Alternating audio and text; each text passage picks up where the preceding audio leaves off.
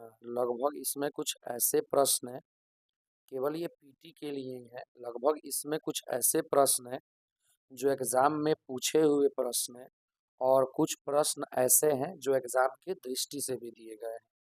तो आप सब प्रश्नों को देखें और अच्छे से रिवीजन और याद करने का प्रयास करें। जैसे इसमें से लगभग हम लोग 120 प्रश्नों को देख चुके हैं। 120 प्रश्नों को देख चुके हैं। आज हम आगे समझने वाले हैं। तो चलिए शुरू करते हैं 121 नंबर से। आज का जो प्रश्न है वह पहला प्रश्न है, केसर का मुख्य रूप से उत्पादन करने वाला राज्य कौन है? केसर का मुख्य रूप से उत्पादन करने वाला राज्य कौन है? केरल है, पंजाब है, J&K का मतलब होता है जम्मू कश्मीर है, कि गुजरात है।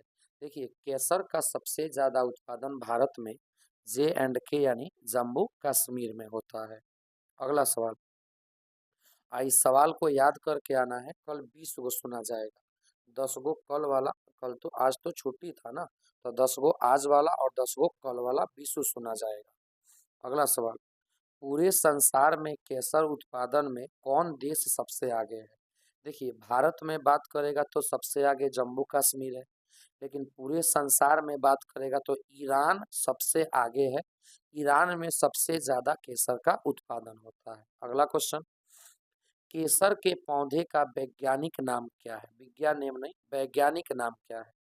यानी ऐसे तो मनुष्य को मनुष्य कहते हैं और वैज्ञानिक में हिमोसोपियंस बोलते हैं। ऐसे तो कमल को कमल कहा जाता है और वैज्ञानिक नाम उसका निलंबो न्यूसिफेरा होता है। उसी प्रकार केसर के पौधे का वैज्ञानिक नाम क्या है? कोरकस सैटाइवस। कोरकस सैटाइवस। अगला क्वेश्चन, कर्क रेखा पर सूर्य किस तारीख को लंबवत चमकता है? माने किस तारीख को कर्क रेखा पर सूर्य लंबवत चमकता है? 11 जून, 21 जून, 23 जून, 25 जून। आंसर हो जाएगा ऑप्शन नंबर बी, 21 जून। अगला क्वेश्चन, हिरोशिमा कहाँ है? इसके बारे में तो आप लोग पढ़े हैं। एक हिरोशिमा है और एक नागासाकी है।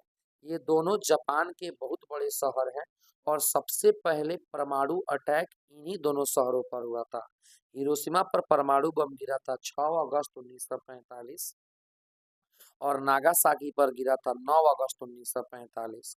और हिरोशिमा और नागासाकी दोनों कहाँ है? ऑप्शन नंबर बी, जापान में है।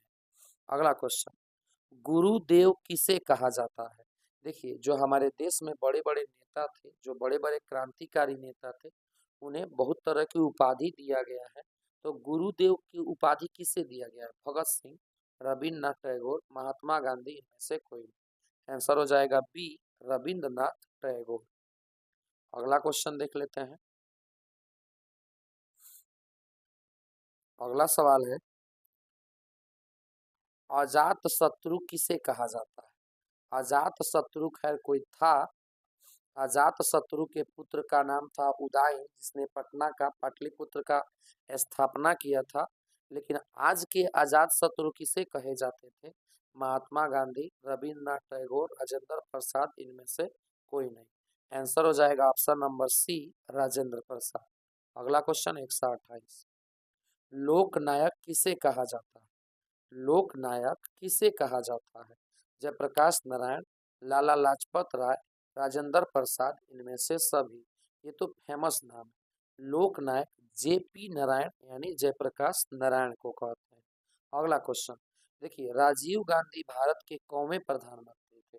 राजीव गांधी भारत के सबसे कम उम्र के प्रधानमंत्री थे, जो लगभग 40 साल के उम्र में जो लगभग 40 साल के उम्र में भारत के प्रधानमंत्री बन गए थे और 7वें प्रधानमंत्री थे। आज का आखिरी क्वेश्चन, नाइटिंगेल किसे कहा जाता है? नाइटिंगेल किसे कहा जाता है? जैसे भारत की बुलबुल किसे कहा जाता है? सरोजनी नायडू को। उसी प्रकार नाइटिंगेल किसे कहा जाता है? उन्हीं को कहा जाता है, सरोजनी नायडू।